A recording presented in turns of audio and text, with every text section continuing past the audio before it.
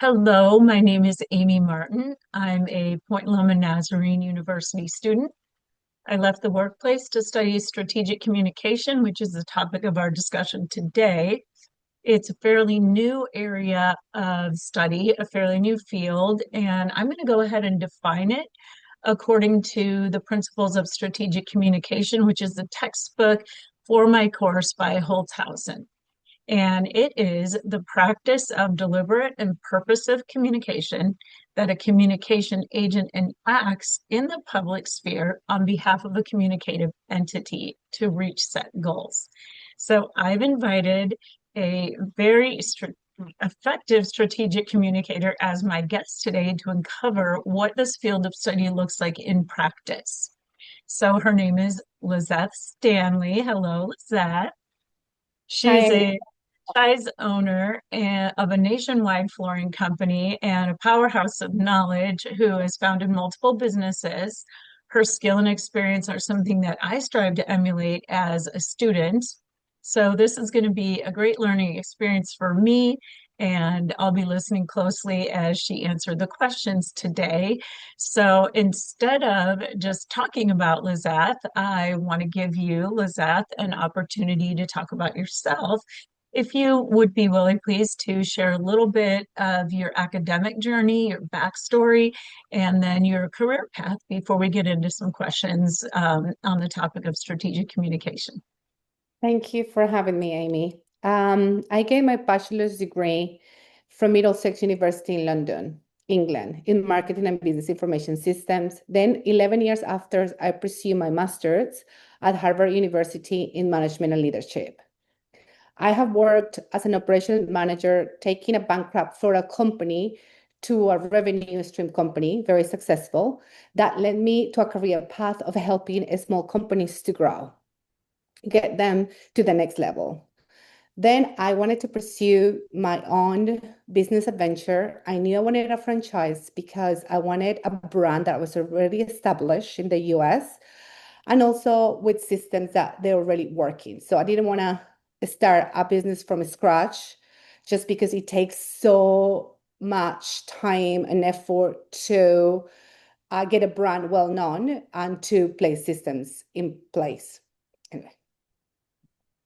Lizette, your journey is just such an amazing example of how strategic communication communicators enjoy a variety of skills, and their skill set are relevant to so many different career paths. So you're a perfect example of that. So your last position and your current position is that you're a franchise owner of Garage Force. So I want to pick up there. And can you share a little bit about the mission, the values, the organizational goals of Garage Force, and then of your franchise? And along those lines, how do you balance Garage Force's established national brand messaging with your approach to serving and communicating with your local customers in your franchise? Well, like I said, Garage Force has already established their mission, the vision. So the most important thing for me is to carry on that to my local market, reinforce what they are for, following their guidelines as a business. And yes, you do have to adapt to your local market, but you don't want to jeopardize the brand. So you just follow guidelines and you just pursue customers with the same mission and vision that Garage Force has national. Makes good sense. So, an essential element of strategic communication studies for me as a student is stakeholder segmentation and stakeholder communication, whether it be employees, vendors, corporate leaders, referral partners, the community. This is essential, which even includes empirical research. So, my question is twofold. Before you decide how to communicate with those connected to your business, how do you determine what they care about? And then along those lines, can you tell me about a time where customer feedback changed the way that you communicated and handled the situation? We do face-to-face estimates. I go to the customer's home to analyze what they need, their expectations. Then I will come out with a solution of what they need and trying to match their budget. and their expectations. Then listening to them is very important. I had an instant where I used the word cheapest. I said, my product is the cheapest in the market for doing patios. And this customer looked at me and said, please don't use that word. There are other words. Cheapest, it sounds like very tacky. That was the exact word. You can use least expensive or most affordable. And I was very appreciative of him to tell me that, because then I realized that maybe by using that word before, I didn't get customers. So from then, my communication strategy changed to use better words that will enhance my reputation. I love that humble approach. What a blessing to have a customer speak so frankly like that. I'm sure it was because you developed a great relationship with them to begin with. So on to a little bit different of a topic. Every business is eventually going to face a situation that could affect their reputation and require crisis management. It's not the funnest topic of all, but I do want to ask you, when unexpected challenges do arise, what guides your communication in those first few hours or days? And then can you share an example of how you work to maintain trust or rebuild trust with a customer? I use an outside-in approach to stakeholders where they come first. My customers, my employees, they come first. Even if I have to compromise the bottom line of my company. I had an issue with a customer that wasn't happy with his floor, and I had a choice of walking away and compromise my reputation or to really fix the job until he was happy. So I took the approach of like fixing the job until his expectations were met, but that cost me a lot financially and emotionally. But my reputation is everything in this line of business. It's not making mistakes, but how you respond to those mistakes. Oh, that is amazing. Like that makes me want to continue to tell all my friends about your company. That's the kind of rare integrity that really makes a difference, and why I'm also proud to be your friend. Moving on to the next question. Throughout your professional journey, you've relied on your hard skills, such as your marketing, your branding, your advertising, but also your soft skills, because you're a leader and you have a high EQ and you use relationship building. So, for me as a student, if you had to choose one hard skill and one soft skill that me and any strategic communicator should develop, what would those skills be? So it is all about the brand.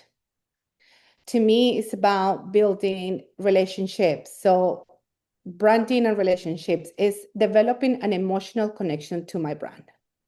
I'm building that relationship and that trust. So for hard skill, branding is everything. It's all about the brand, it's the story behind the brand, and building that relationship with a customer or any stakeholder where there's trust that I am gonna do whatever is best for them. That's a fascinating connection between those two skills. So let's move on to digital communication, because this is an essential part of strategic communication, including CRM systems, email marketing, social media, online reviews, and as you know, so much more. But technology is changing rapidly, and strategic communicators, we really need to adapt. And if we don't, we're not going to be able to communicate with our audiences effectively. So, from your perspective, what tools do you feel are most effective for all of your different audiences, and that strategic communication communicators should invest their time in learning and really focus on? The first thing for me is to develop a customer relationship management system, which is the CRM. The CRM is the most important tool that in place will gather all the information that we need on our customers. So then when you're running a social campaign or you're doing any digital approach to advertising, that will flow into that management system that will help you to maintain in contact with your customers or your potential customers. I'll definitely keep that in mind. Thank you for that. Now we're moving into our final question, and it could arguably be the most important question of all, and it's very important to me for students preparing to enter or re-enter, in my case, the workplace in the field of strategic communication. What is one lesson you hope that they can take away from our conversation today? Listening is very important. It's the most, it's a skill that has to be developed to its highest potential. Listening to your customers, employees, vendors, really help you to understand what they need or what they want or what their expectations are. So really developing listening skills where you can really take that information and analyze it and then come with a solution is extremely important. It's basically, it reminds me of a principle. I have a Christian faith, and my business is built on principles of the Bible. So there is a Bible verse that says to place others first than you. So by listening and taking care of your customers, your employees, and your vendors, and really putting their needs first than yours, you really are going to achieve that relationship that is paramount to the success of your business or your career. So the Bible verse that I like to quote is Philippians 2:3-4. Do nothing from selfish ambition or conceit, but in humility count others more significant than yourselves. Let each of you look not only on his own interest, but also to the interests of others. So this principle, I take it into my professional life and into my personal life, or really valuing people and valuing what they need and what they expect, and really sitting there and being that person that's really listening, that they feel that they are important, that they feel that their needs are important, that they care for.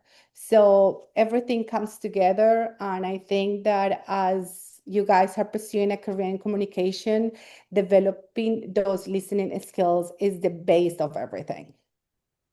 Thank you so much, Lizeth. What a beautiful place to land. I appreciate your valuable time today. I know how busy you are and your phone's always ringing and someone always needs you. So that means a lot to me. And just sharing your experience and even your wisdom with me today. I learned so much from our conversation. What an absolute pleasure. Thank you. Thank you.